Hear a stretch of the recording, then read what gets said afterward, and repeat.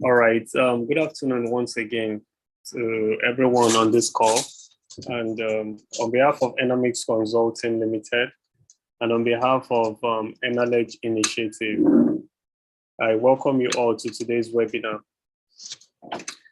So the topic we are going to be discussing today is a very important topic, mostly in the energy sector, which has to do with the barriers to entry for private firms into the sector.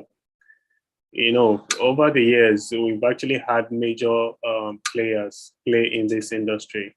We've had the international oil companies, we've had the national oil companies, and then even the big independents who are partnering with international organizations play in this industry.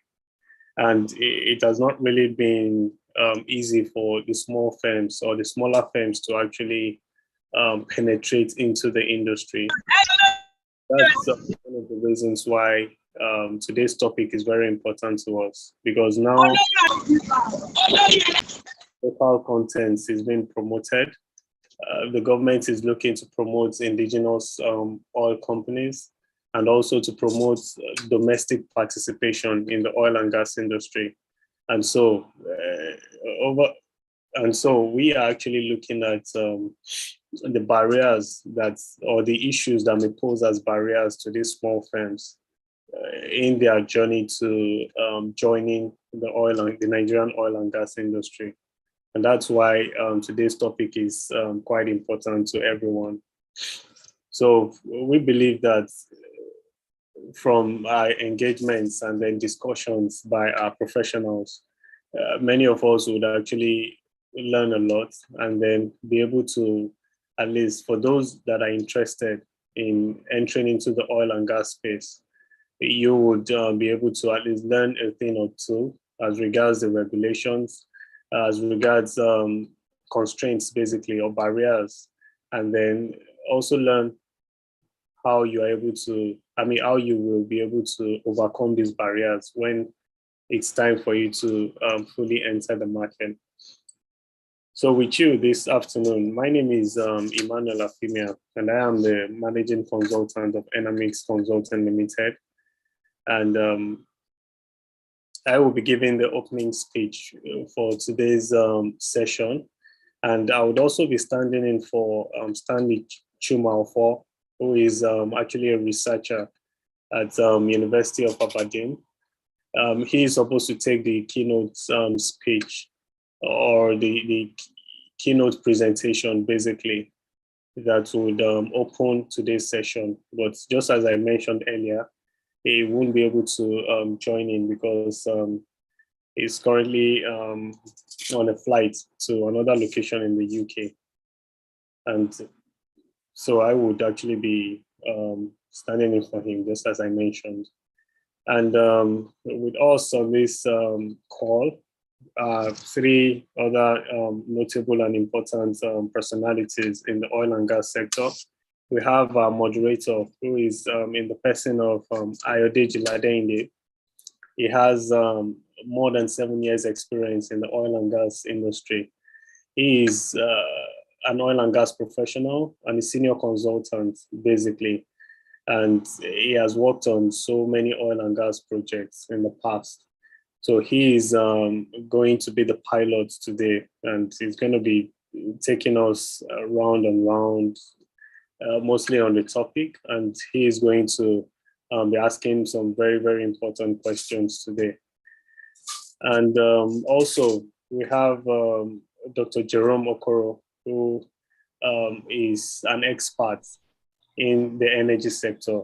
I mean, he has a PhD in energy law, and he has worked in different capacities in the energy sector, and mostly in terms of the fiscal aspect.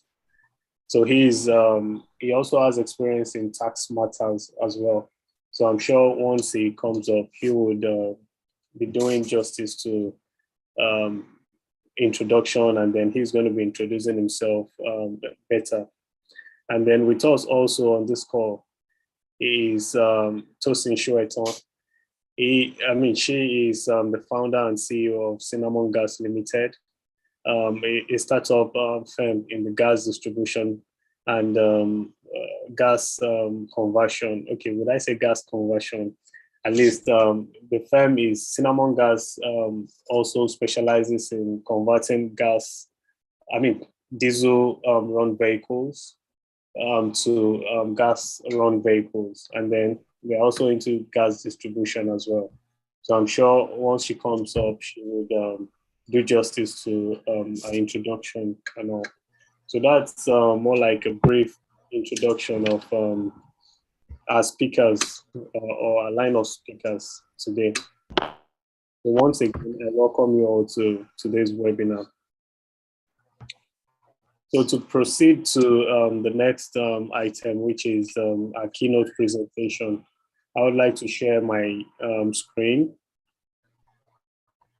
with us and then take us through an overview of the Nigerian oil and gas sector, and then how we arrived at where we are today, and then how we were able to come up with this topic that we will be speaking on today.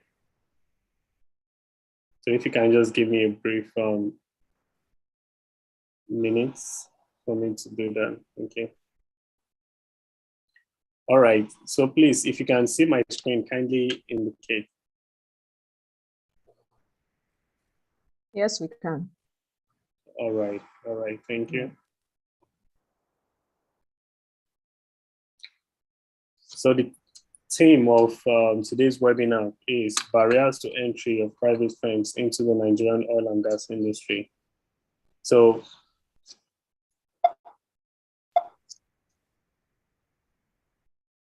this is basically the outline of the presentation. I'm going to be giving a brief background, and then I'll be mentioning the problem statement. I would also be listing the objectives of this presentation. And then we'll be looking at some of the very, very important questions that we need to ask during this webinar, and then maybe ask ourselves as well. And then for us to be able to at least also find answers to. And then we would also be discussing the barriers to entry into the Nigerian oil and gas industry. And we'll be making our conclusion from there. So presently, Nigeria has a population of 213 million people. That's more than 213 million people. And this population is large enough. I mean, as this population is presently, we are actually the largest people in Africa. We have the largest population in Africa.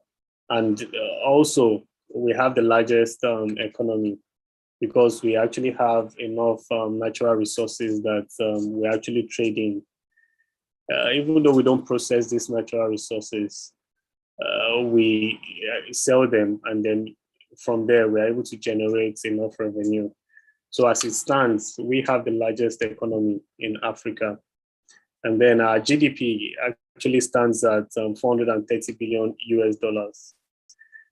And then, just like I said, we being the largest economy, if you compare this to the economy of the other two largest countries in Africa, which is Egypt and Algeria, ours is actually bigger. And so our per capita GDP actually stands at $2,016. So which means that the country actually has enough wealth to go around. And in terms of natural resources, we have crude oil, we have natural gas, we have coal, we have even abundant renewable energy sources. But then this presentation actually focuses on just two, which is the oil and gas, which is actually the sector that we are looking at. So as it stands, Nigeria has a proven crude oil reserves of up to 36.9 billion barrels. And then in terms of our position in the world, we have the 11th largest proven oil reserves, which means that we have just about 10 other countries whose proven crude oil reserves are actually more than ours. And then we are actually holding a prominent position in the world. And then in terms of crude oil production in Africa, we are actually the largest based on 2021 data. As at the ending of 2021, Nigeria happens to be the largest producer of crude oil in Africa. And then in terms of natural gas, we have proven natural gas reserves of 209.7 trillion cubic feet. And then this places us as the 10th largest proven natural gas reserves owner in the world. And in terms of natural gas production, we are the third largest producer in Africa. Now, the next slide actually shows us what I've mentioned in the previous slide. If you look at the graph or the chart on the left-hand side, you discover that the crude oil reserves, Nigeria is on the 11th position, which means that Venezuela, as it is, has the largest proven oil reserves in the world, followed by Saudi Arabia and Canada. And then we have the US being the 9th, as it is. Then in terms of natural gas reserves, if you look at the chart on the right, you discover that Nigeria is the 10th on it. And then Russia, that is currently showing the EU shade, permit me to use that word, actually has the largest proven natural gas reserves in the world, followed by Iran and Qatar. So it's so interesting to know that Nigeria is actually a rich country, a very, very rich country because of our energy resources. Now, just as I mentioned that in terms of production, that Nigeria actually has the largest oil production or is the largest oil producer in Africa, which is actually ahead of Algeria and Libya based on 2021 data. And then in terms of gas production, Nigeria is the third largest in Africa. So I'm sure we can see this chart, which is actually pointing to that fact. So now to actually assess our production, our oil and gas production over time, would actually use this particular chart to illustrate that. So if you look at the chart on the left, oil production from 1980, it has actually been a roller coaster ride. Or let me say, if not roller coaster, let me say it has been an undulating trend since the beginning till date, such that at first there was a drop from 1980, there was a fall in 1981 up until when it got to 1983. And then it increased. And then we've been having the up, down, up, down, up, down movements up until 2019. From 2020 to 2021, we've experienced a decline in oil production. And this is actually attributable to COVID-19.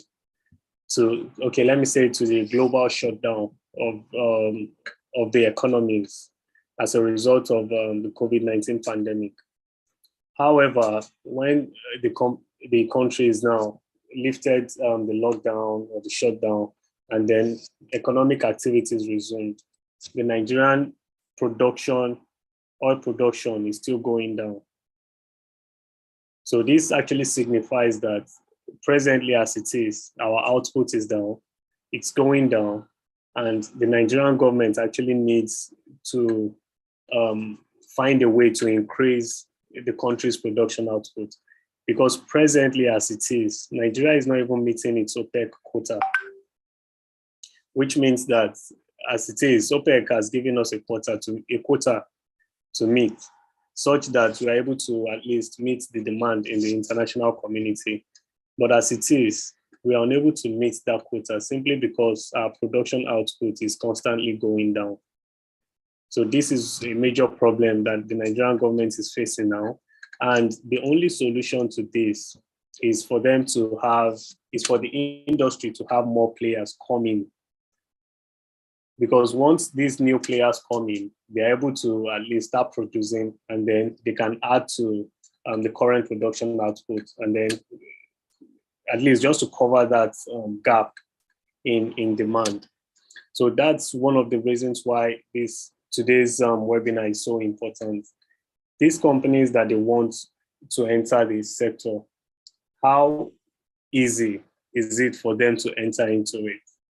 How easy is it for private firms to come into the industry, to start producing, and then add to the current output we have so as to meet the OPEC quota for the country? So if you look at the natural gas production as well, it's actually the same thing. Production is going down. So how do we ramp up this production? How do we go back to the pre-COVID output level? So these are the questions that arise from this particular data. And that would actually be leading us to the problems that we've identified in this particular study. So just as like I mentioned, there is a huge gap between supply and demand of oil and gas in the global market. Then despite Nigeria's position as the largest oil producer and the third largest natural gas producer in Africa, the country is unable to meet its OPEC production quota. Now, the problem is that production has been on the decline due to low production activities, which stems from the small number of oil and gas firms. So that particular issue now leads to the question, how do we increase production output in Nigeria? Getting more firms. Okay, more firms want to come in, but then there are some barriers that are hindering them from coming in, or there are some factors that are serving as, or that serves as barriers to them entering the industry. So how do we identify those barriers and how do we overcome them? So the objectives basically of today's conversation and the study that Mr. Stanley is undergoing is for us to examine the technical, legal, and financial barriers to entry for private firms into the Nigerian oil and gas sector, and also to discuss strategies for private firms to penetrate the Nigerian oil and gas industry. So what are the barriers that have been identified? This particular list is inexhaustive, And I'm sure that our panelists today would actually do justice to this, owing to the fact that they would also be mentioning a thing or two, or a factor or two that may actually serve as barriers to entry. So these are just some that we're able to get from research. Technical barriers, we could be research, development, and capital-intensive production. The oil and gas industry is highly capital-intensive, and then companies spend billions of dollars having to conduct research to develop oil fields, or to buy equipment, basically infrastructure for gas and the rest. And then how easy would it be for private firms to actually overcome this barrier?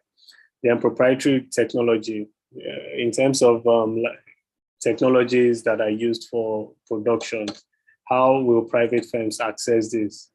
When it comes to licensing from these principal companies, how easy is it for one to obtain license to some technology that they actually came up with? So this is another barrier to entry. Then technical skills and know-how, it's also a barrier. Then we'll now look at legal barriers, which has to do with licensing, fiscal requirements, the tax, the payments, I'm sure we'll touch on the PIA as it is presently. Then environmental regulations as well, the ESG, policies on it, and how does it hinder private firms from coming into the industry. And then we'll have financial barriers as well, which is in most cases, as a commercial person, I just believe money can solve so many things. I won't say all, but once you have money, the other barriers can actually be easily overcome. I may be wrong though. I'm sure our panelists would actually do justice to that. So these barriers could be high startup cost and then high fixed operating cost as well. So what's our conclusion on this presentation? So the conclusion basically, before our panelists, our moderator comes up and then our panelists take over the discussion or conversation, is there is a huge gap between demand and supply of oil and gas in the global market. And presently, Nigeria is struggling to meet its production quota or production target. Now, there's inadequate number of oil and gas firms in the industry to increase the output so as to meet our OPEC quota. And now we need new firms to actually come into the industry, but then there are barriers to entry for private firms. So the question really now is, what is the way forward? So on this note, I hereby notify us that that particular question is to all of us. What is the way forward? And I'm sure that our panelists are waiting to actually do justice to this. So ladies and gentlemen, thank you so much for your time and then your attention. And on this note, I would like to hand everyone over to our moderator, Mr. Ayodeji Ladende, who is going to be piloting us from here forward. Thank you. Thank you very much, Emmanuel. I think you've actually done the job for today. So it makes our job way easier. So at this point, I would like to invite our panelists to come on. That's Tosin as well as Dr. Okoro, if you're on the call.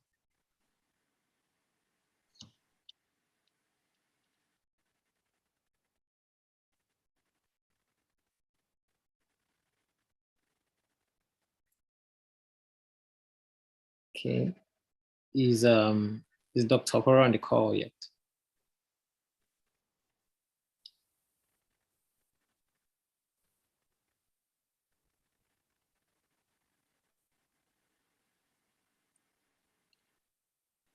Good afternoon, Tosin. Yeah, good afternoon. How are you doing? Good afternoon. So please, if Dr. Koro is on, if you can be on video so that the whole house can see you and we can have an interesting conversation.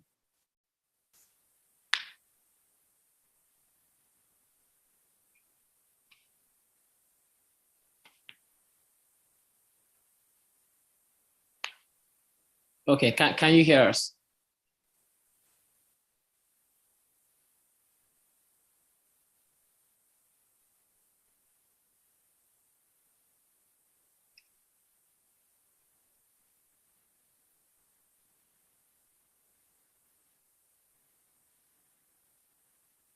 Dr. Koro, can you, I think you're muted. Okay.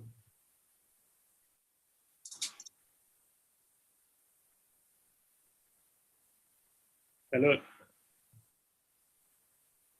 Yes. Okay, let me just send a message to him. Maybe. Okay, I think he's trying to, try to unmute himself. Okay.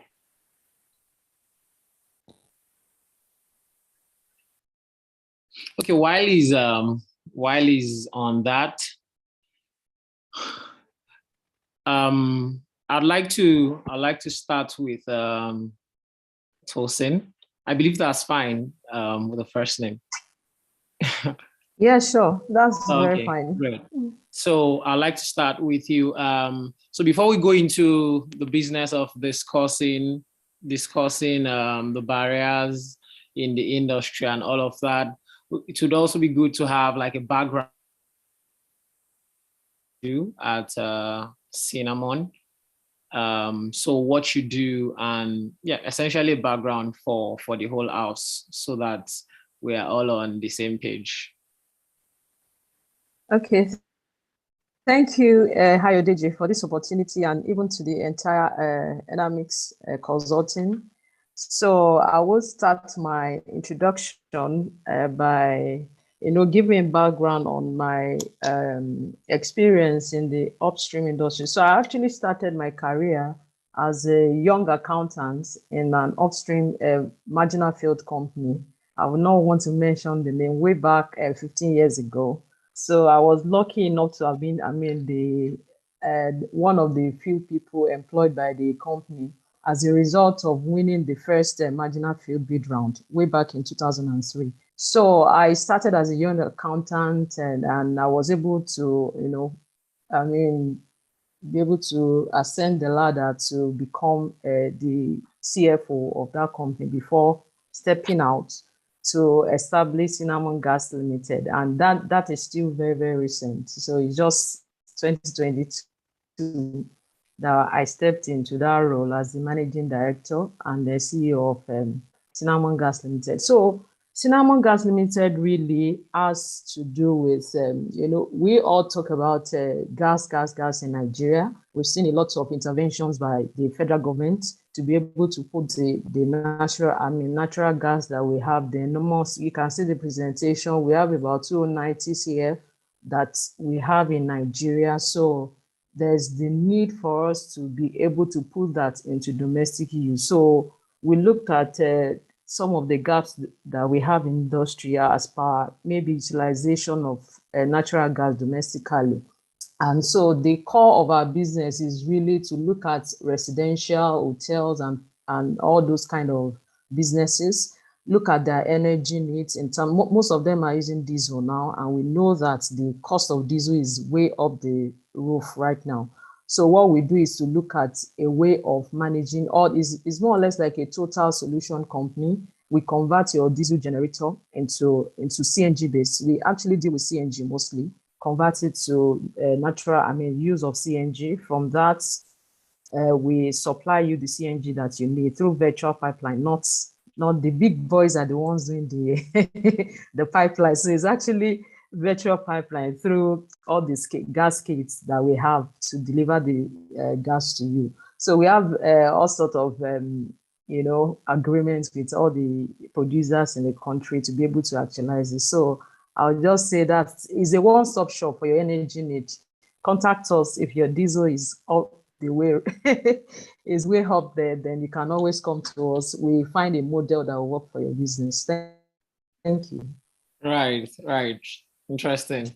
Thank you for that. So we'll be leveraging your experience on both the upstream side, especially being a participant in the marginal field company previously, and then even on the gas side as well. Yes. So it's going to be important to us.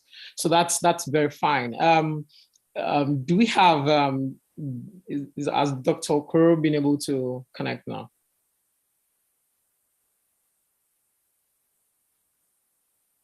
Emmanuel, can you confirm if he's having any challenge?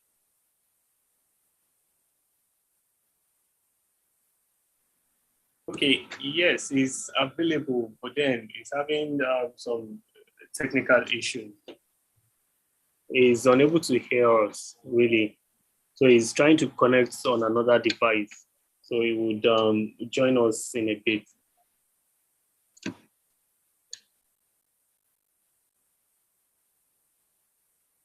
All right, did you get that, Ayo?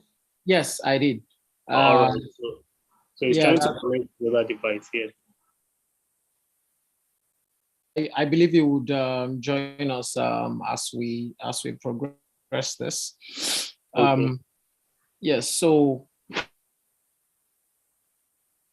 before I introduce mine So I am, well, my job here is probably the easiest. It is more on Tosin side and a side that into what we're doing today. My name is Ayodeji, as introduced me previously, so I don't want to dwell too much on that. Is interested in oil and gas related activities. To start with a particular view from looking and this can go to Tosin while Dr. Because we talk about and by the way, Emmanuel, that on your part, you've actually broken down the challenges that we intend to look at for us. Global perspective, because before we even come into talking about why companies in industrial, we are having reduced number of companies coming. It's probably more of a global challenge than a domestic challenge. So it will be important the view of our panelists on this, with the whole global decarbonization transition away from fossil fuel in itself. Where exactly do you see Nigerian oil? What future is in Nigerian oil, the oil and gas, so I would like you to share your view the gas market itself. Okay, thank you, Ayodeji. I looking at the whole thing from Nigerian perspective and indeed African, a lot of things that we do in Africa, we tend to do a lot of cut and paste in terms of, there's this noise about energy, maybe environmental issues, sustainable goals and things like that. And everybody is declaring, okay, I'm getting to net zero. You have the COP26 that was just done last year. So you said, okay, everybody is doing net zero by 2050. Everybody is declaring net zero, and Nigeria too, we have to kind of follow suit. So, but the thing is that currently we have serious energy security issue all over the world. And even in Nigeria, the oil that we have, we've not been able to even utilize it appropriately. You and I was talking about the diesel issue.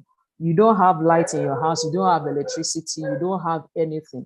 So it is very, very important for us to first of all look at and strategize as a country, first of all. Although the nations of the world are saying, okay, there's net zero, I mean, that we need to reach net zero by so time, and Nigeria, even Buhari declared the what's it called, the decade of gas and all that. So we need to re-strategize all the oil reserves that we have, all the gas reserves that we have. How much have we been able to utilize, even domestically, in all these things, before we now say, okay, how do we now move forward? Do we need to follow suit? All the European countries, they've used the oil to build their economies. The same oil that they have, maybe some of them they've gotten from Africa, some of them they've been able to, utilize from their own end. So they've used this to develop our own economy. So in Nigeria also, and indeed Africa at large, we need to look at it and say that what works for us. It's not everything that works in the European countries that will also work for Nigeria, that will also work for Africa. We have a lot of discoveries nowadays, and it's as if it was when they declared net zeros and co that all the reserves are now showing up. We have the Angola, we have the Namibia, all sorts of gas reserves, and even indeed oil discoveries coming up. So my own thinking is that I'm not a scientist, and as at least to my little understanding, I don't think gas, there's also the, how will I call it, there's also the trajectory whereby Europe, they are trying to get natural gas as part of the clean energy, trying to declare it as part of clean energy. So it is not just the crude oil that will say, okay, crude oil is so bad and all that. How about the gas? We have 290 CF of gas. What do we do with that? And we know that it's still, gas is also very clean, is available, is readily, we have it in abundance in Nigeria. So for me, I think as a country, we just need to re-strategize. What do we do with this gas? A lot of things are being put on stream as I mean, more or less for the purpose of, ensuring utilization of our gas. We have the Nigerian Gas Master Plan. We have all sorts of incentives and programs being brought up by the federal government. So for me, I think this natural gas should be utilized as much as possible. Our gas, we can't just shove all our gas reserves and all our oil reserves under the carpet. The wind energy, the solar energy, I know they are doing a lot, but the point is that I don't see it going very far like that in Nigeria for now. Although a lot is being done in that arena, but I think we should also put our attention on the gas. The gas, we have it in abundance, it is clean. We should look for a way to harness all the opportunities that we have in that sector in the country. So that's just my overview of this energy security thing. And thank you for that. So you see a future more for the gas, yes. Even more than the oil in itself. Yes, yes.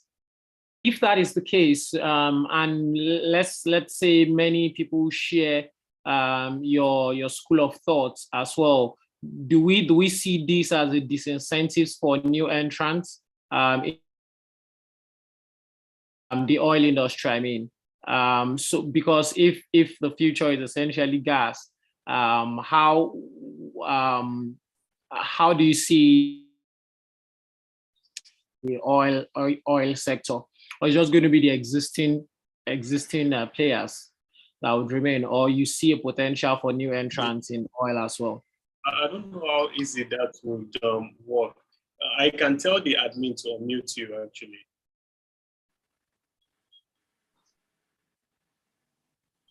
Okay, yes, it would.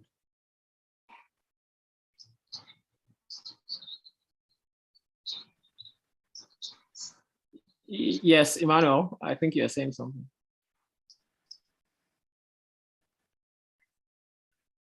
Okay, yeah, I think you're still struggling with the technical challenge. Yes, I don't know if you heard my question.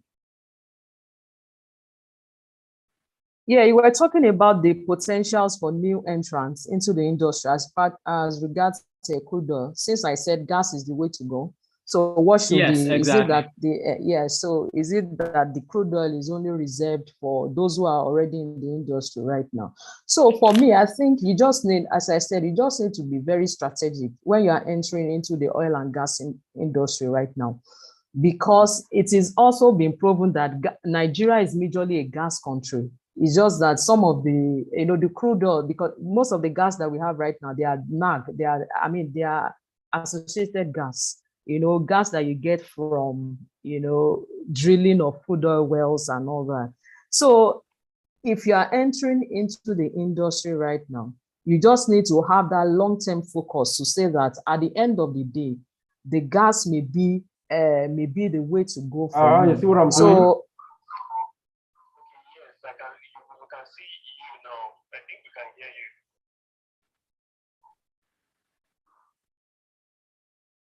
Hello?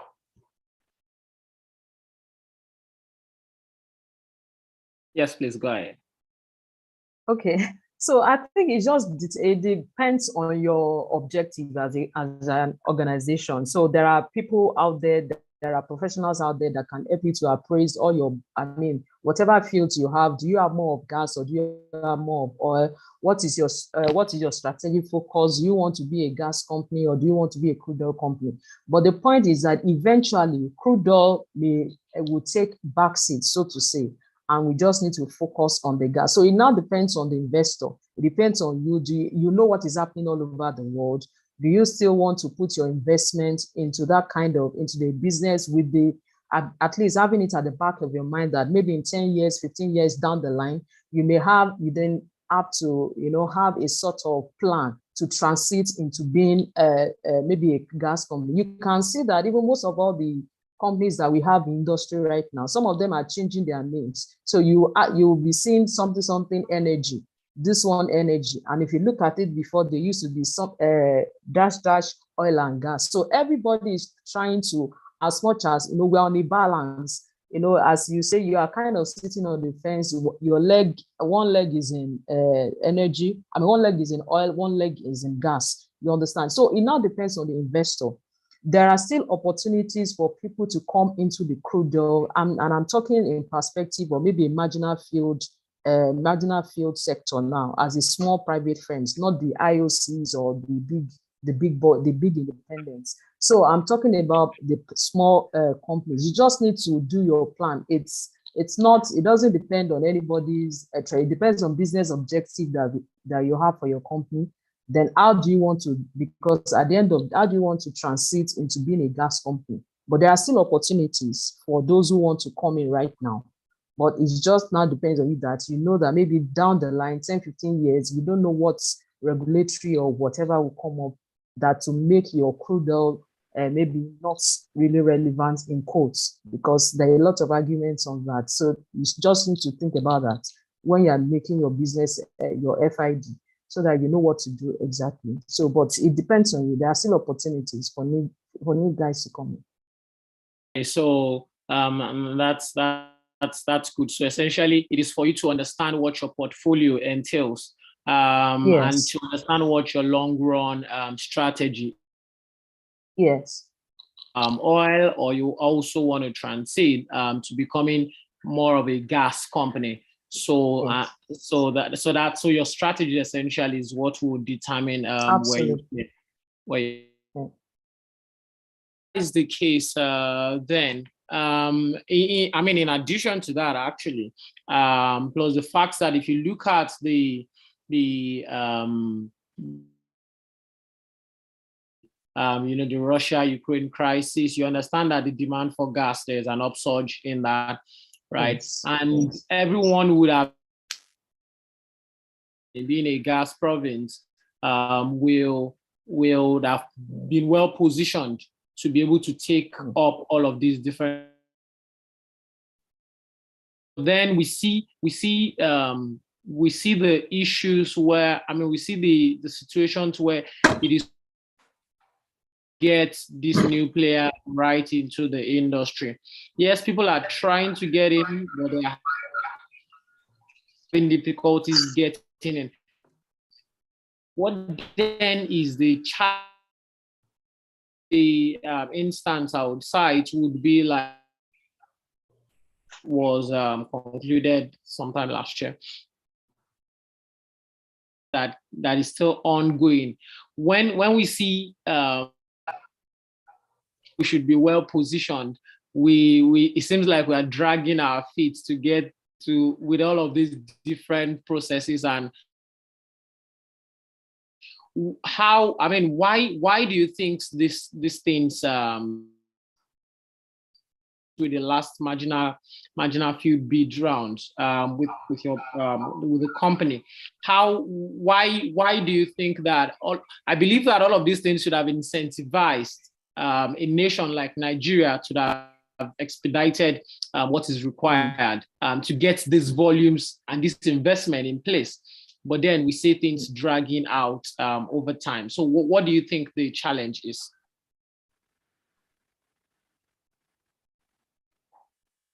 Sorry, the line is kind of breaking off, so I missed some part of your conversation. Okay, can you hear me now?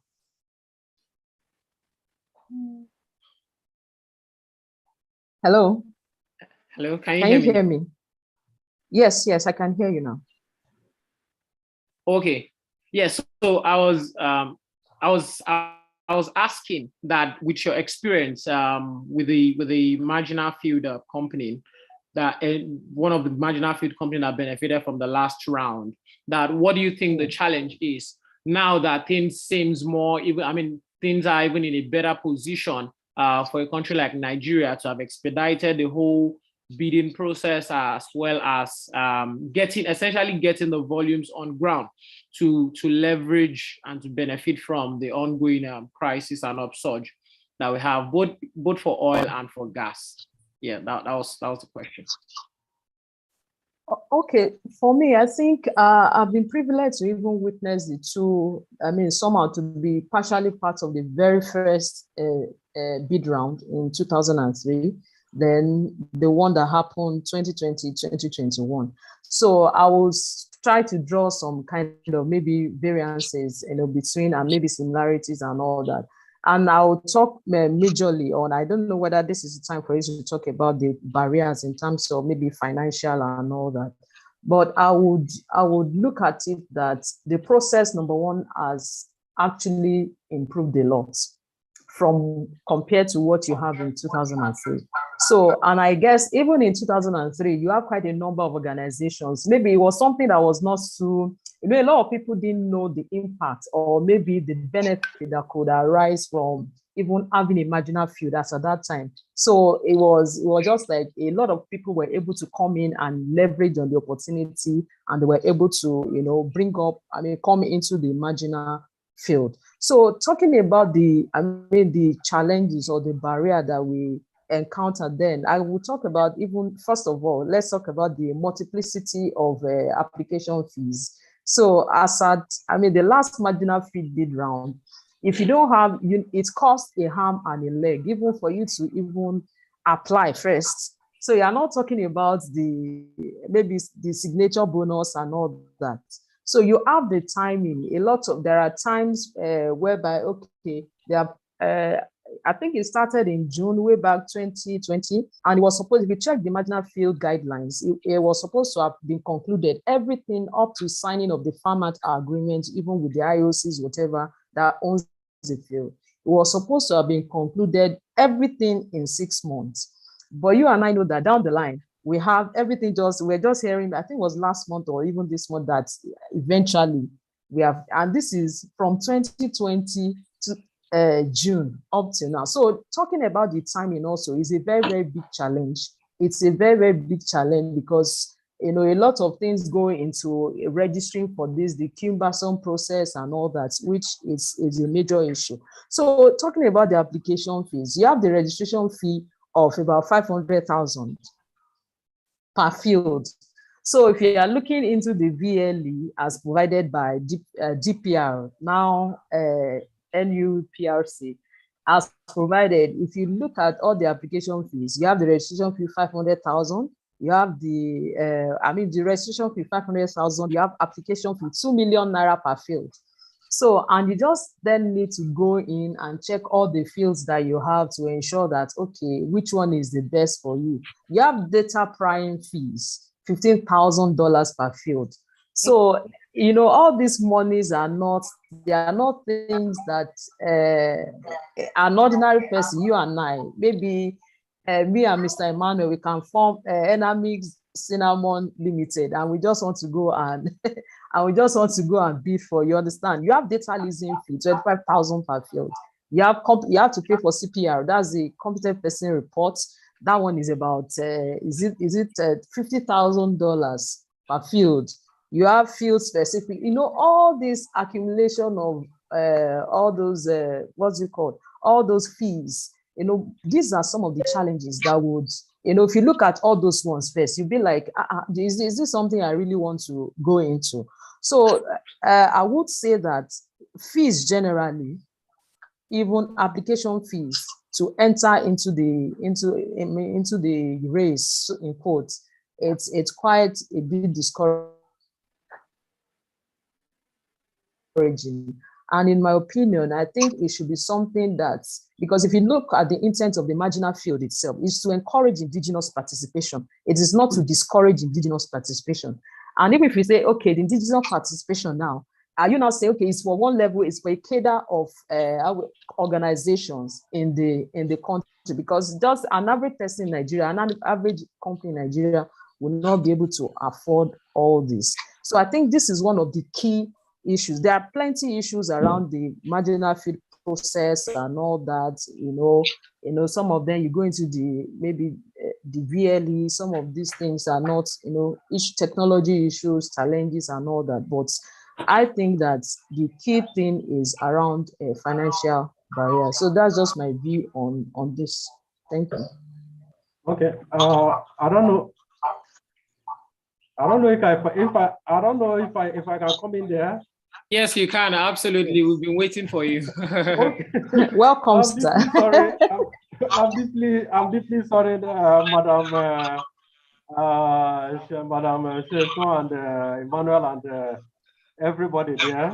I was a bit technically incapacitated, but I've regained my capacity now. Yes, let me start from the point that I joined, talking about the marginal fields. Yes, Tosin is correct in respect of the points that she has made. But comparing 2013, hello? Yes. Yes, we're with you. 2003. Hello? Hello? Yes, we are with you. Yes, Can you hear us? I missed it. Comparing 2003, yes, that's the first bid round. They planned a bid round in 2013, which did not. We did not.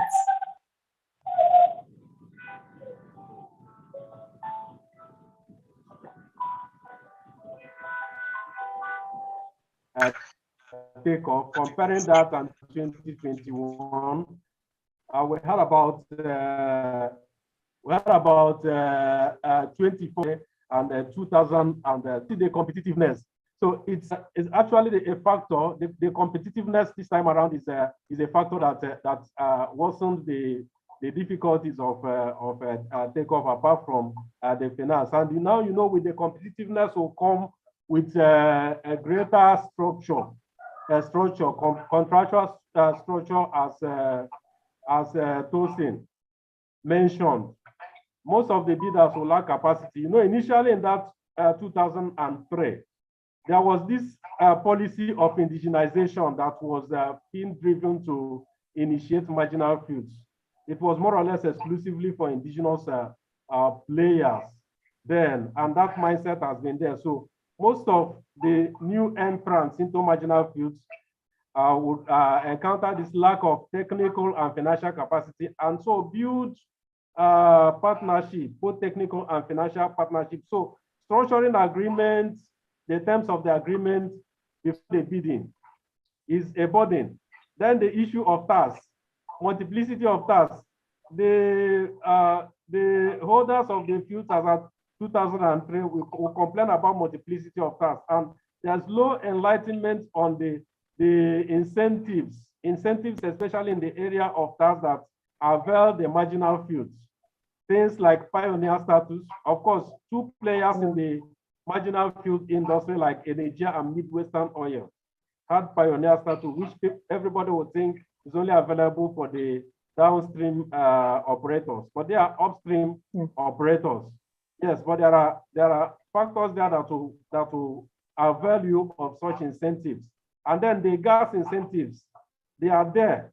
Even now that the Petroleum Industry Act has enabled the operation in both downstream and the upstream by the bidders, even though you have to incorporate a new company.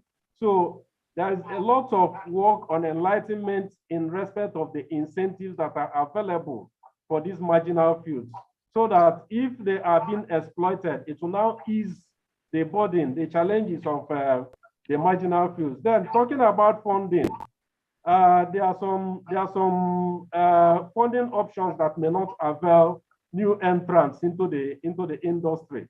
But when you then take off, it will be available for you. You know, those coming in, such options as reserve-based lending, crude offtake. It's when you have already got the acreage and then with first oil that you start talking about those options. So first of all, the initial challenge, maybe debt finance or equity finance, can be leveraged on to come in first, and then you have a floodgate of funding options for you.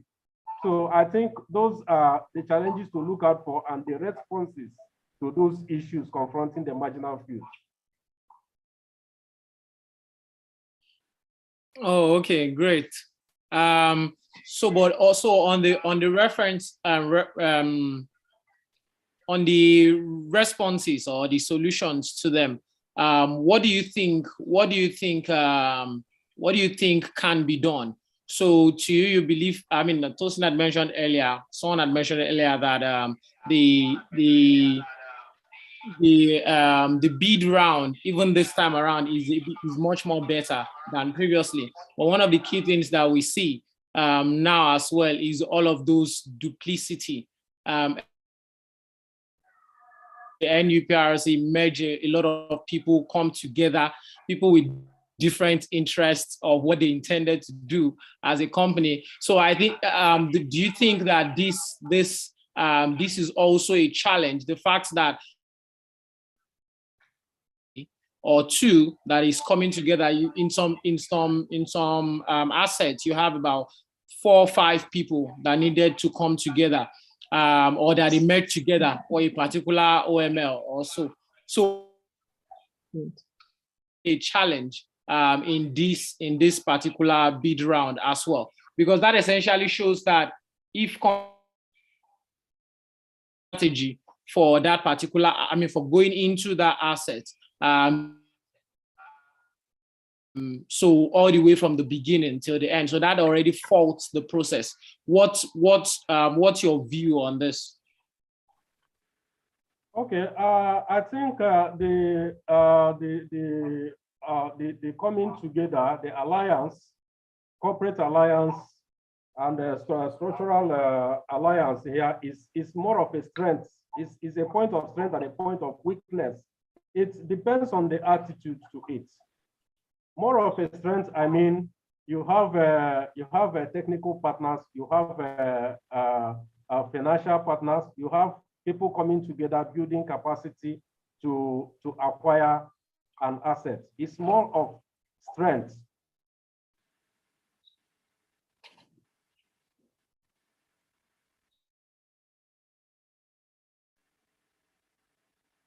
Yeah, I think we lost him there.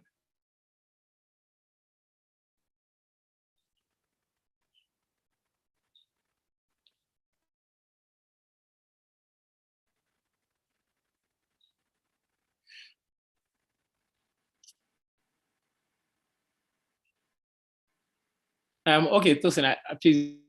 Yeah. Okay, I think maybe I should just try to jump in where it's coming in from in terms of the alliance. You know, I call it marriages, forced marriages amongst all these companies, because, okay, I think it's on right now. All right. Okay. Thank you, Tosin. I'm trying to draw an analogy. I'm trying to draw an analogy between the marginal fields and the larger fields. Such alliances have been there in the oil and gas industry, and a good model has been set. Good models have been set for the marginal fields. There was, or rather, there have been joint operating agreements. There have been strategic alliance agreements. There have been, when NMPC Limited was a corporation, there have been modified carry agreements. There have been a production sharing contract for the deep offshore and the inland basin sector. And all this will comprise different entities coming together, holding percentages in these licenses or leases.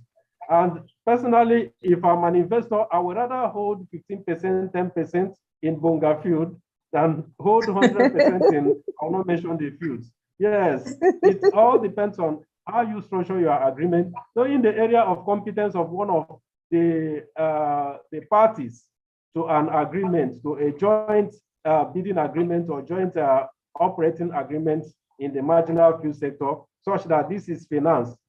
Financial management is for this party, finance is for this party, technical partnership is for this party. So it is a point of strength and a point of weakness, because it has worked in the larger fields. It has worked in the larger fields. Yeah, maybe because it has a larger cake to share. Yeah, I think let me just jump in. Yeah, let me just jump in. You know those marriages, you know, it is one thing where you want to select your spouse yourself, and it's another thing if your family and friends, they said, okay, I saw this beautiful lady, I think the lady should be right for you, you know, come and marry me. So everything that Dr. Okoro said is absolutely 100% correct. But the issue that I have is, you know, some of these Nigerian companies, because we are talking in terms of private firms now, you know, when you're talking about those IOCs, you can, you know, all this corporate governance issue, diligence and all that, due diligence, but when it comes to a Nigerian company that are in quotes, we don't trust ourselves. You understand? So there tend to be a lot of issues around, you know, there's one thing for you to bid for the field and you get the field, they gave you, I mean, whatever company that you don't know maybe you don't even know the board composition, you don't know their culture, you don't know their, you know, we have different mindsets. It's all about the money alone. So that's one thing I see about those forced marriages. Largely, let's say on the 90% basis, it's a very good alliance. It's something that will work, that will help to scale the industry into another level. But another thing, have you seen a deadbeat partner that will hold your operations to ransom just because you are in this? Because I've seen quite a number of all these joint venture agreements with Nigerian companies and all that. That at the end of the day, you can't just move forward just because you have a JV partner that is, I don't know, that comes from wherever. So I think that is one of the issues that I have with all these forced marriages. On a level pedestal, you can say everything is fine. But when you come to operate the field, practically, you see a lot of things coming up, which may not be good for the operations. That's just my contribution. Okay, great. Dr. Okoro, do you have a reaction to that? Yes, it's natural in coming together. We go to the round table to sign the agreement. It's a big ceremony. At times, there's a huge entertainment following it. The artists are called, and then we are there smiling, exchanging handshakes. But then when the ships are down, we are in court, we are fighting. So, first of all, being meticulous in negotiating the terms of the agreement requires expert input beyond the industry operators themselves. Yes, as industry operators, you know the terms of your operation, so you can only go and negotiate effectively on technical issues of your operation. But there's the legal aspect of your coming together that will cause a problem if the experts who are vast in oil and gas are not there to negotiate with you. If you finish negotiating before you start calling the lawyer to draft what you have negotiated, I start calling the lawyer to, yes. So you negotiate with the experts, the law experts, the tax experts. What are the tax implications of terms like this?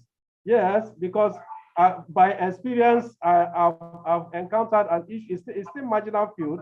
It's still operation of marginal field. The issue there happened to be a tax issue. It happened to be a tax issue that even involved the Federal Inland Revenue Service. This was not contemplated at the initial stage, but it became a big problem. Yes, and then all the dispute resolution mechanism, this controversy on whether issues of tax is subject to arbitration is in the course of negotiation that you now know the limit of arbitration and the limit of litigation your contract. So you need a legal expert to negotiate. You need a tax expert to negotiate.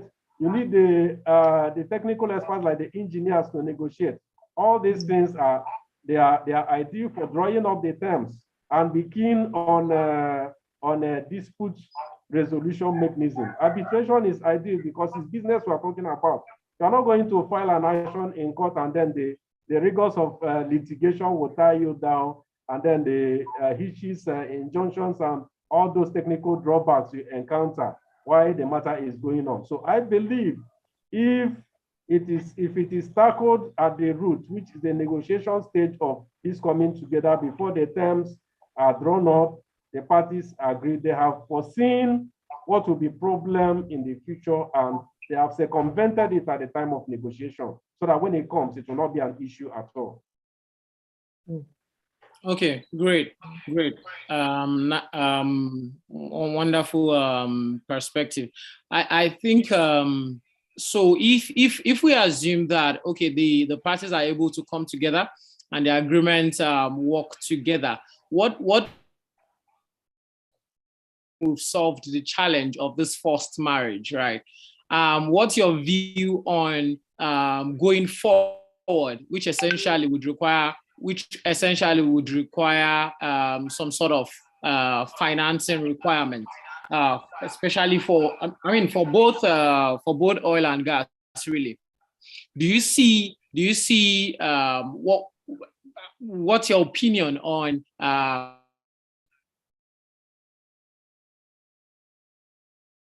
financing, because it's essentially to get the volumes to the market, be it oil or be it gas. So do you see financing for this new entrance as well, or you believe that it's not? So look at it from like the oil aspect and most especially the gas aspect itself, because gas, okay, will probably be able to have that financing advantage being green compared to oil. So do you see gas having an advantage in terms of getting to the market earlier than oil from that financing view? Let me take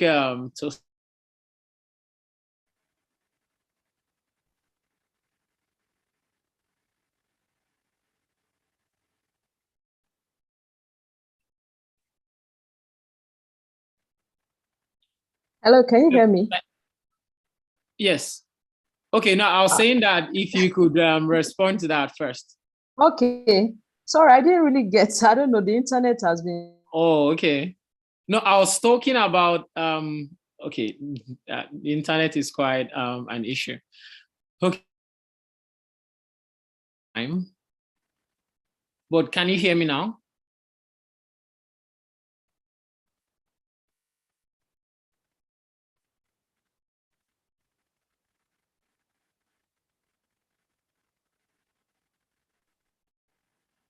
Can you hear me now?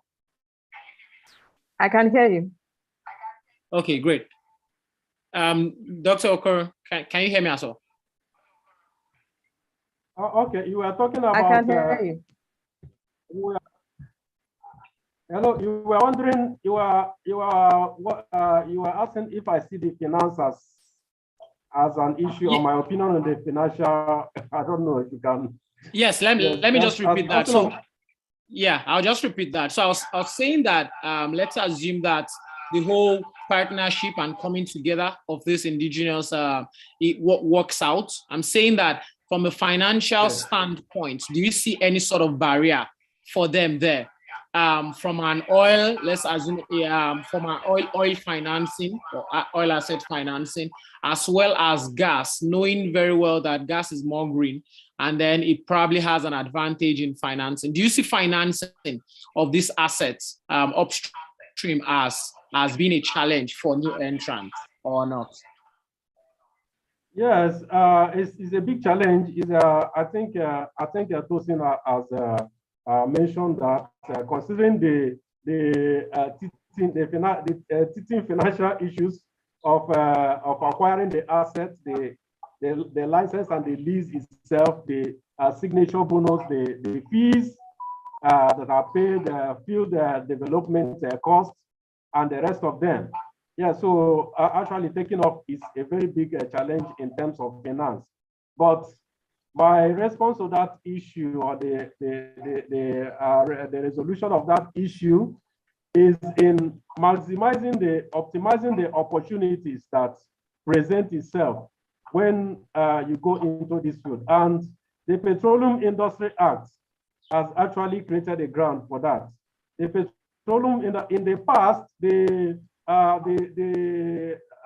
gas sector and the oil sector, we are sort of integrated, that the gas sector is so hinged on the oil sector, and the incentives are not they are not so pronounced, both in tax and otherwise, in the royalty and otherwise.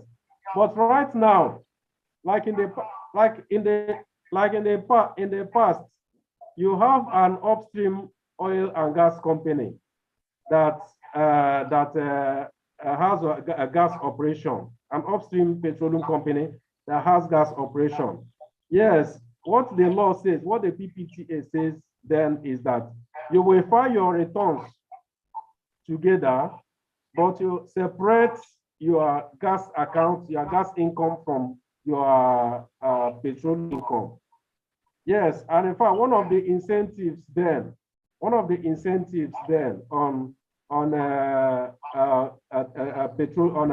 upstream gas income is removed from upstream oil and gas companies, because taxation of gas income was moved from Petroleum Profit Tax Act to the Companies Income Tax Act. So that incentive in Section 60 of the PPTA was lost. But right now, gas operation has upstream gas operation, has downstream gas operation, such that the incentives of upstream gas operation is there for an upstream company. Then the Petroleum Industry Act says, if you want to operate upstream and downstream, you incorporate a separate company, you register a separate company for the downstream operations. If you want to produce and also run refinery, you have to register what they call a integrated strategy. I've forgotten the technical name for it. So you can now see that operations are proliferated for a company, such that having come together as partners with different capacities. You can see that the company that measures in upstream can face the upstream sector. The company that measures in downstream, they have incorporated a separate company, yes, but it's still the same players. They can measure in the downstream and utilize the opportunities there, maximize the opportunities there. If it is refining, they maximize the opportunities there. They also claim the incentives there. Then likewise, they have to make use of, make do with what is available to them at the early stage of operation. I heard the story of one of the marginal fields that actually took off from the 2003 licensing, when logistics was a challenge. Moving the crude with their tankers, moving the crude with tankers, because the capacity for pipeline leasing or acquisition was not there. It's all geared up to, it's a big player now, yes, but it's all geared towards taking off. So in operation, we don't wait until we all have it. We have refining capacity, we have the pipeline, we have before we can take off. It's about maximizing the opportunities, having come together, looking at the downstream, looking at the upstream, haven't got the license to operate, using the logistics available, moving the crude oil with your tankers until the capacity for pipeline is obtained. Then the strategic company, in other words, corporate restructuring. A company is incorporated for refining. One is there in downstream, one is there in upstream, but it's all the same players holding joint interest and having common benefits. So that, okay, I think is one of the ways to surmount the challenges. Of course, there's always room for, I remember then there was this case of money pulo. There's this case of money pulo and brass, which was the issue of the license of the minister, for assignment of interest in the upstream sector. Yes, so why the Petroleum Act said that it's only in the acquisition of OML or OPL that the minister will give a consent. In that case, the issue now became, what about acquiring shares in this company? And the Federal High Court said, even if you are buying shares of an upstream oil and gas company, the minister has to give consent.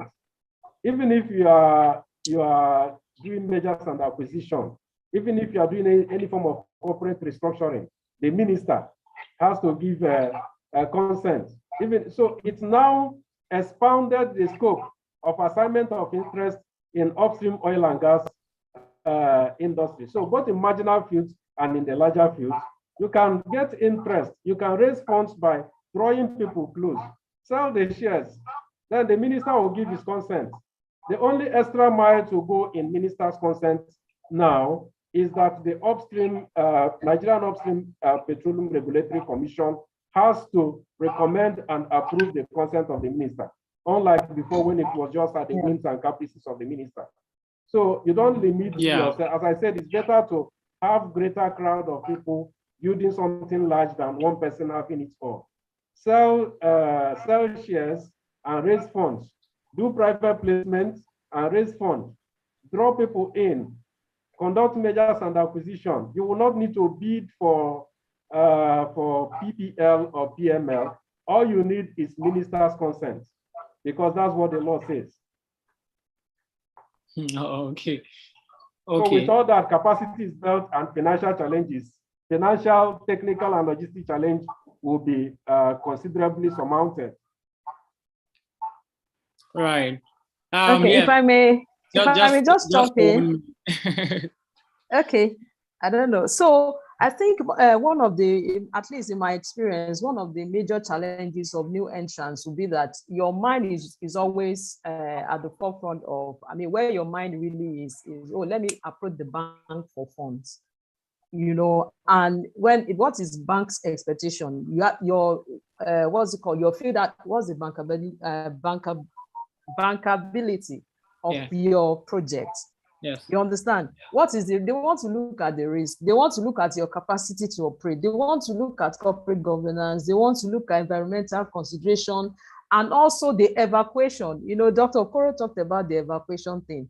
I know of a company that actually lashed on that, at least at the one I participated in way back 2003. At the end of the day, when we started the operation, there were no evacuation lines at all within that cluster of demand. There are quite a number of marginal field operators there. So what we did was to put a line. So 5-10 years down the line, all the other people that are coming into production, they didn't have any issue. They didn't have any choice than to, you know, connect to those evacuation lines to Brass as well as to Focados. You understand? Yeah. So, and I think also that new entrants should look at unconventional means of getting funds, of getting the operations done. The major thing is that you want to start operation. How about scaling your project, facing it in terms of, let's say the marginal field that you already have 3 wells there, and you want to do some workovers. You don't do the 3 at the same time. And that's one of the issues. Because when you look at the typical AFE, that's the authorization for expenditure or the initial work program budget, you see, we want to do 3 wells, want to do 3 workover wells, want to put the flow station, then the flow lines, then the pipelines and everything. We want to do everything and put everything in one bucket at the same time and want to do it. So in such scenario, you have issues in the sense that there's no bank. At the end of the day, they want to be very careful because you are still a high risk organization. You don't have a prior cash flow to prove that, oh, this is what you have done on the field and all that. So scale the project and just scale it in such a way that it is the one that will quickly return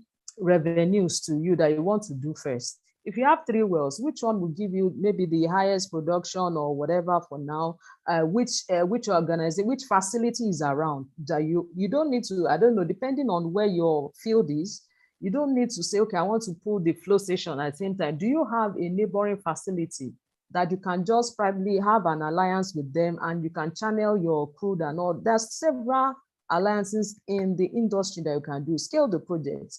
If you can't do all the wells together. The other thing is that you want to look at equity for service. There are some service companies, I don't know, there are some of them that are, that people are open to different kinds of alliances just to be able to enter into the markets. Look for service companies. I don't know, drilling companies that you can have have a sort of agreement with them whereby they do the drilling maybe for some sort of equity or maybe for a timeline of agreement. They recover they lift the crude and all that for a particular point in time. Then you have contract financing also. And there are so many other things that you can do. There are some high net worth individuals in this country that they have money that you can always network with somehow. They are looking for where to put in all the funds. So these are the things that people should just think beyond the box, and they should even break the box, because when you're at that level, you really need to go into the industry. Start recovering getting your revenue as much as possible. So you just need to think outside of the box and see what can work for you in terms of funding option. Not necessarily getting the cash. You need cash, you need equity, you need to have money, but it's not that it's everything. But just think and see how you marshal all your funding options together to be able to operate these fields. Yeah, great. So essentially, we're saying that it's very important, especially for upstream projects, to scale their projects and investment phases as well. Now, if we move a bit away from upstream and then we come to downstream, does this same methodology or thinking, does it apply as well? In terms of, so we know that, okay, downstream, are the regulatory challenges, is it less? The barriers to entering into the downstream market, is it less complicated compared to what we have in upstream with all of these different things we've spoken about? So we have Cinnamon here that has just decided to wake up and just go into the downstream business.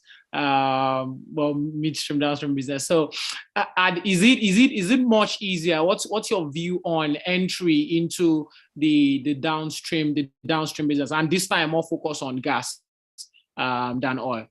What's your view on that? How challenging do you think it can be, or what are the challenges that can be encountered in entering the downstream as well?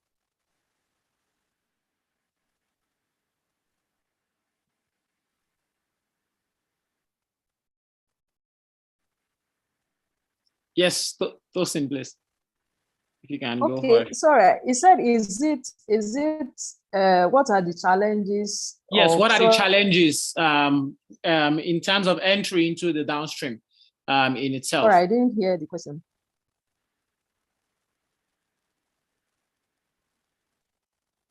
Well, I think the challenges are, well, they are basically the same thing. Number one, you have the legal perspective. There are several licensing and all that you need to do, approvals to operate and things like that. Those ones are, they are just made, I mean, standard challenges that you encountered. You have, there are several things when it comes to, which I don't want to mention, in a typical Nigerian thing, when you want to, in terms of licensing, dealing with regulators and all that, you have that challenge. Then you also have the challenge of funding. Funding is also very key, which we have talked about extensively. Then you have challenge of security. I think we should even talk about that more, because if you have, let's say you have a gas pipeline now, anyway, it's so difficult to to vandalize gas pipeline, but oil pipeline, for example. So you have evacuation. Was it the Transforcados pipeline? It was off for I don't know how many months for crude. So I think the challenges are just the same, so to say. There's licensing process is very cumbersome, like to get licensing, funding, and all that, and even getting the right hands. You may have people who are professionally sound, and they are experts in their own rights. But you also have the issue of character, getting the right employees together to form a company. So some of those things are just typical challenges that you have in the Nigerian business. Okay, so what you're saying is that for downstream as well, you have all those typical barriers as you would have as you would have upstream. Yeah, but then it seems that we have more players going into the downstream business as opposed to what we have upstream. Is there, we understand that the capital requirement is not exactly the same, right? So one becomes easier. But do you think there are other reasons why that gains more traction than one gains more traction than the other?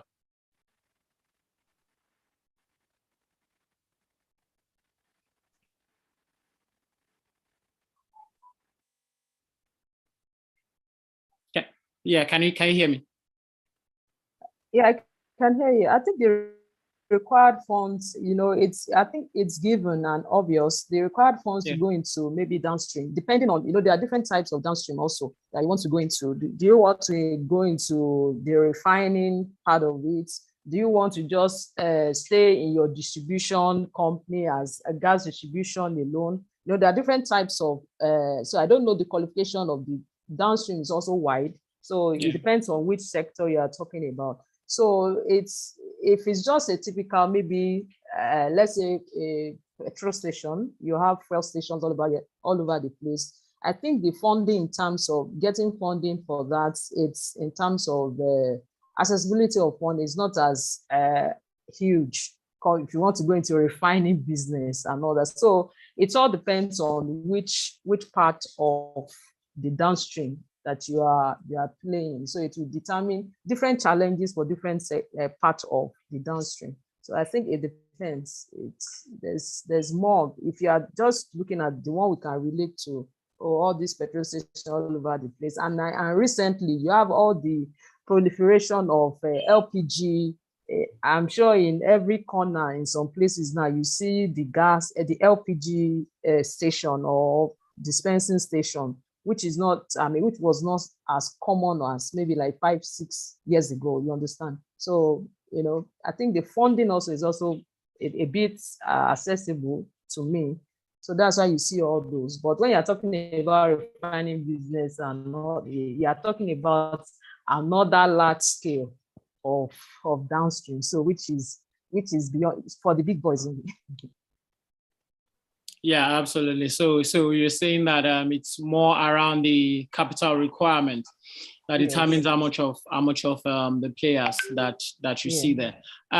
So this goes to Dr. Okoroden. Do you see the PIA? You mentioned it earlier. Do you see the PIA providing enough incentives that allows additional level of investment in the Nigerian downstream sector. So most focus now being on gas. Are there additional incentives that makes people want to play in the gas sector? Because you see players spring up, yes, as the sector matures. Is that as a result of improved fiscals in the PIA or some other factors? Absolutely. Absolutely, yes. First of all, let me mention the issue of licensing, which Madam Tosin pointed out. Hello. Yes, we are with you. I don't know if okay. I think I'm having okay. The issue of licensing. As a matter of fact, there are multiplicity of licenses precisely for the gas sector, but I think is all about one being focused on the area one wants to operate in the gas sector. You have the gas processing license, you have the gas aggregator license, you have the domestic gas supply license, you have myriads, you have a plethora of the licenses there. So if one can focus, even if you want to diversify like gas pipeline license, yes, even if you want to diversify, but the strategy there is to start with one. You can start as the gas processing license to build the plants, the facility for gas to liquid and the rest of them is a capital intensive project. Or you can start from the domestic gas supply and then from there diversify into other areas of downstream gas operation. That makes it quite simple. And it's more convenient in domestic or rather downstream gas operation. The licensing process, I think, is less demanding than upstream licenses, because for the upstream, the minister grants the license with the recommendation and approval of the Nigerian Upstream Regulatory Commission. But for these downstream licenses, except gas refining license, for the other upstream, for the other downstream gas licenses, apart from refining, the license is granted by the Nigerian Midstream and Downstream Regulatory Authority. It does not need a minister. It's only refining that requires the minister's granting. So it is easier there. Then, in terms of incentive, as you asked, yes, the provisions of the Companies Income Tax Act, which have been much improved upon in the Finance Act, both Finance Act 2019, 2020, and 2021. They have ample incentives. If you are a beginner in the gas sector, like you are into domestic gas operations, of course, the annual turnover before you start your operation, the graduated tax rates for companies income tax, they avails you. So I can't think of any player in that sector that will be operating at annual turnover of less than 25 million naira. But we know 25 million naira and less under the Finance Act is zero companies income tax, and gas attracts companies income tax. For the medium scale players there in the gas sector, they are subject to companies income tax is 20%. Then for the big players is 30%. So you are entitled to this incentive. Then Section 39 of the Companies Income Tax Act now incorporated into Finance Act also provides for investment allowances. Investment allowances, which you also have in upstream company, but that one is petroleum investment allowance. For gas, it's simply investment allowance. It's a huge incentive. But the rigors of that is that for you to claim a tax allowance, you have to obtain acquisition of assets, the fixed assets. You have to obtain the approval of acquisition of assets from the Industrial Inspectorate Division. So that creates another regulatory difficulty there. But it's something that can be surmounted. But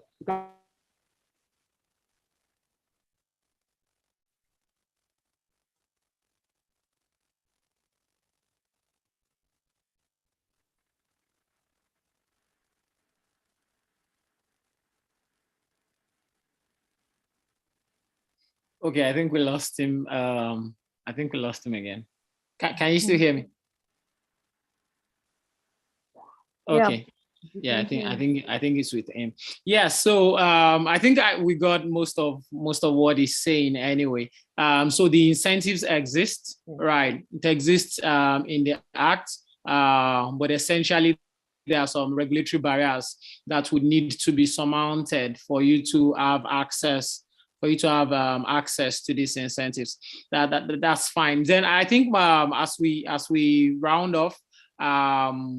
For Cinnamon, what do you think are some of, based on your experience? Yes, we know it's just started or it's just starting. Your experience with just starting actually. Okay. Yeah, your experience with getting into the industry. What, even from the time inception till date, what are sort of the barriers that you've had to overcome to get to where you are currently playing in the gas virtual pipeline market?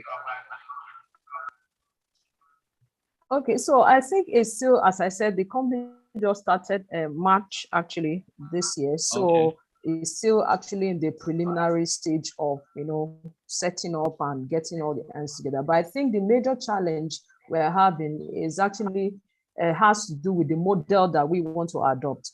Currently, the companies in Nigeria who sell CNG, they have their gas kits. I don't know if you on the road you see all those big trailers with all those tiny cylinders, the gas kits. So the model they operate is you drop your skid with them right now. Then you have to wait for maybe like 2. It depends on the company. Some have their skids and they can more or less do exchange of skids. But the model we are trying to adopt is more or less to have a mobile CNG station, so to say. So there are efforts by the federal government right now to have mother stations. Those are stations that are connected to the pipeline, gas pipeline directly. Then you have daughter stations who have all these other big gas kits whereby cars can go to refill.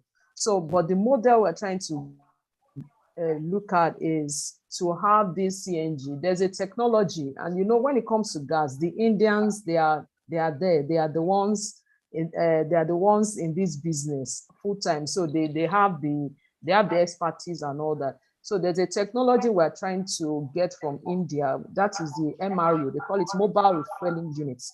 So it's more or less like a mobile CNG station, so to say, that can be used to refill vehicles, and you can do your supply. So one of the challenges is actually getting that to come into in country. So for now, we just need to adopt the model of trying to work with other bigger gas companies who do the distribution and trying to get customers for them. And we too, by that, we are learning the business and all that to supply to customers. So I think that's one of the issues. Then also CNG, I think for professionals, most of the experts that we have, getting professionals to work in the company is also one of the issues, because you have most of these people working with the producers. Actually,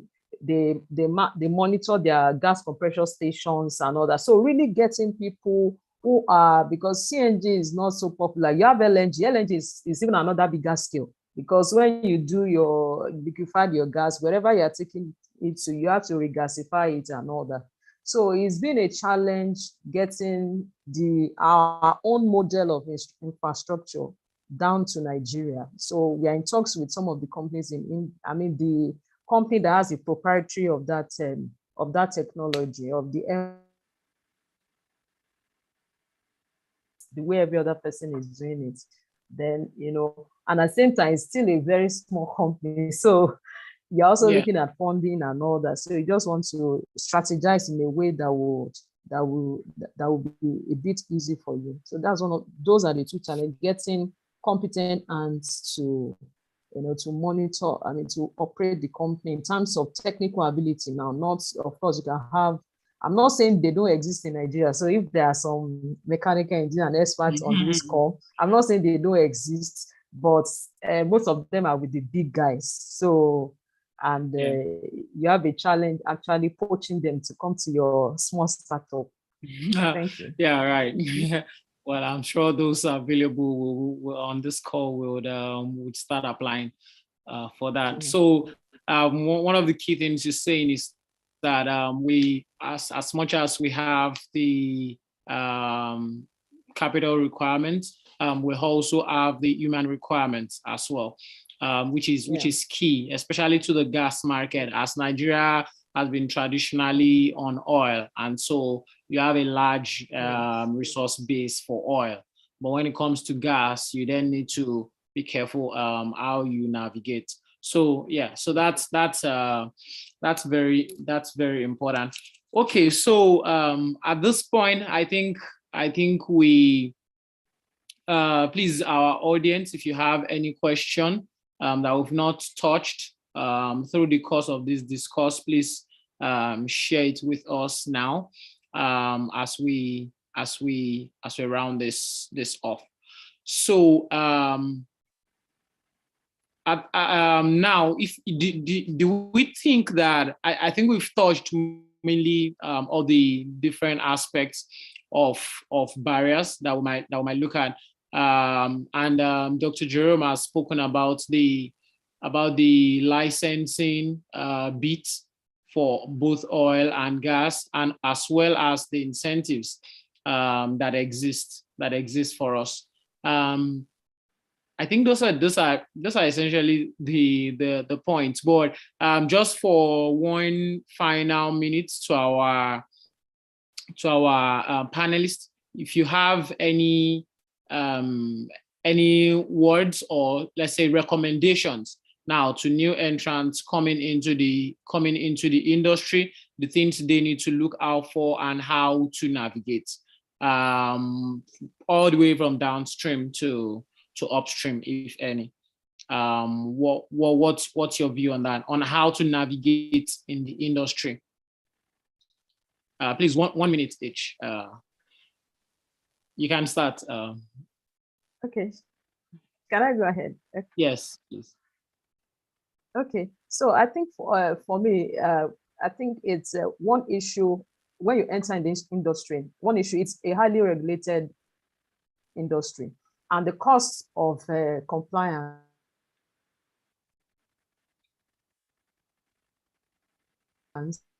is not as when you want to maybe the cost of going against the law. So you have all sorts of regulatory authorities that will come into your business.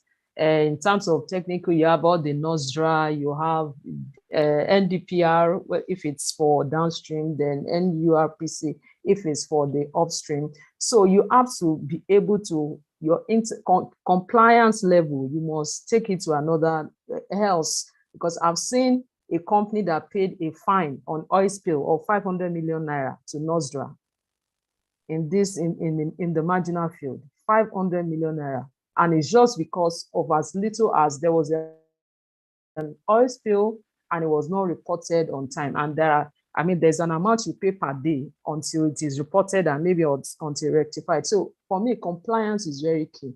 Compliance to regulations, whether it comes to tax, whether it comes to technical regulation. There are several reports you need to prepare and submit to whichever authority, commission or authority that is administering over your business. So it's very important you look at that. And also, you need to monitor your OPEX. one of the key things that we monitor in the industry is your unit operating cost. You just need to get a team that would really be able to monitor your OPEX in such a way that there are no gaps, there are no leakages in your system. And another third thing is get the right team. You know, Nigerian companies, we are fond of saying, oh, this person is my mother's, is my cousin, is my whatever. And you just load all kinds of people that are not really competent in your organization. I don't think that's healthy enough for your organization, because at the end of the day, this thing is going to come back to bite. So I'm not saying don't employ your relative, but the thing is that ensure that the person is competent in whatever, because I've seen issues of professional incompetence that has cost the company a lot of money. So for me, compliance is key. Monitor your OPEX. Number 3, get the right team in all facets of your business. That's very key for me. Thank you. Thank you very much. Thank you very much for that. Dr. Corey, please, your last words for us. Yes, I'll take off from the compliance hint of Madam Tosin. Yes, compliance in regulation, all regulatory compliances, you have to dot the I's and cross the T's of regulatory compliance. Environmental issues, maintaining standard in terms of environmental issues is very, very key, because the liability is not to hold you down in your operation. And then tax compliance. If you are complying with the tax, knowing when to file your return, because some take tax compliance to just end with payment. At times you will be enjoying an incentive like tax holiday. You are still liable to be filing your returns. So be very accurate in your returns. Be very timely in your returns to avoid penalties. That makes for good reputation, good corporate reputations. And you also have to be very meticulous in negotiating your contract, such that you will not, when the chips are down, you don't have your operations hampered by protracted litigation, conflicts today, tomorrow, and all the time. So you negotiate the terms, and as I said, involve the experts at every stage of it. Negotiation, the drafting, and all about then the important terms. Don't assume any, don't imply things. Dispute resolution. Yes, it may be when the problem has arisen that you now know that there are dispute resolution. Anyway, for arbitration, even if it's not in your main contract, you can draft it when the problem has arisen. But it's better to note these important points at the early stage, and also know what you are entitled to. What is I'm talking about compliance and tax? Know the incentives, especially tax incentives that are value. Yeah, so that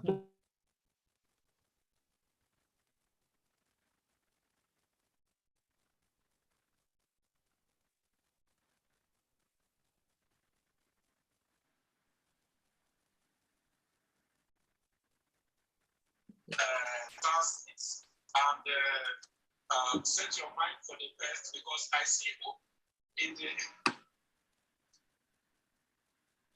Okay, well, I think we lost him on video, but I think he was very clear. Your regulatory compliance is very key. Your tax compliance and others is also very key. So at this point, I think we would draw the curtain on this. We've looked at several barriers.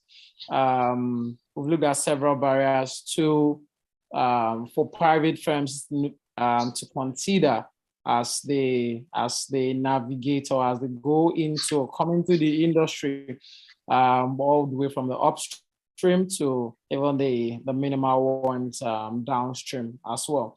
So thank you all very much. At this point, I would hand over to Emmanuel to carry on. Thank you. All right, thank you. Thank you. I was just saying I see hope. Thank you. All right, thank you so much for that wonderful session, Ayodeji. That was a beautiful one you've done there, and then nice questions. I've actually learned a lot from this particular session, and I'm sure most of us who are on this call have actually learned a lot as well. So thank you so much to the panelists as well, Tosin and Dr. Okoro. And even though we had technical issues from, having to get Dr. Okoro on this call and all of that, I'm sure we were still able to at least learn a lot from his wealth of knowledge and experience as well.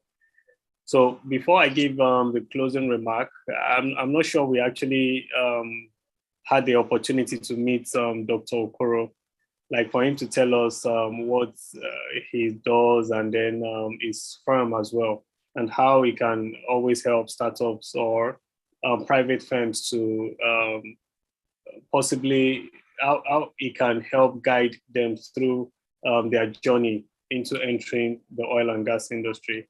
So Dr. Okoro, if you can just possibly just introduce yourself and then let us know you better, at least before we close today's session.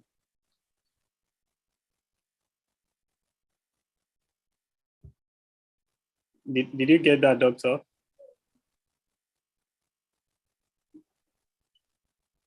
Okay, I think the technical issues is still there.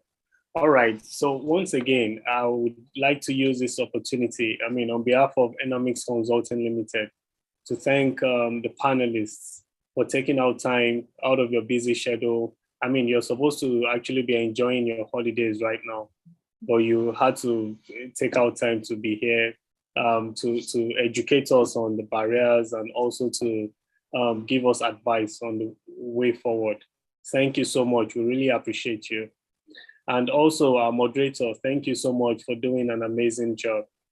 And to everyone who has taken out time to join this call, hoping to learn one or two things, thank you so much. Thank you for your constant support and for your interest really in entering into the oil and gas industry. It is my opinion basically that we all will definitely at some point, for all of us who are aspiring to go into the oil and gas industry, we would be the major players when the time comes. Owing to the fact that the big guys are slowing down, most of them are divesting, like the Shells and co, and then the indigenous companies are taking over and all of that. So I believe that this is the best time to go in. The best time to actually go in was maybe 10, 20 years ago. But the next best time to go into the industry is now. And I'm sure that very soon, what Tosin said about Enamic Cinnamon Limited might actually come to play because the industry is looking so sweet right now. So thank you so much. And I really appreciate everyone for joining this call. And then as a company as well, we appreciate you. So it is my belief that very soon, the four of us, well, we are not excluding every other person on this call, but I'm sure that the four of us would have another conversation where we have to discuss the way forward on some little issues, or well, not little issues, but then on some issues, basically. So on that note, I would like to draw the curtains and say that very soon we'll still be organizing some webinars as well to address other key and specific issues as well. So until then, bye for now. Thank you. Bye-bye.